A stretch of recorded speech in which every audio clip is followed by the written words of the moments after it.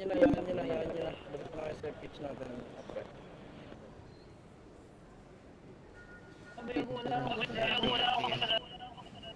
Alam mo nila yun yan.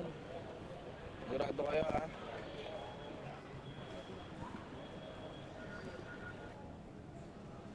Damay ka po, tangina ka. May ginawa ba ako dyan? Ito yung admin nyo dito, mga bobo. Yung mga utak nyo, kinokontrol nila kasi mga bobo kayo.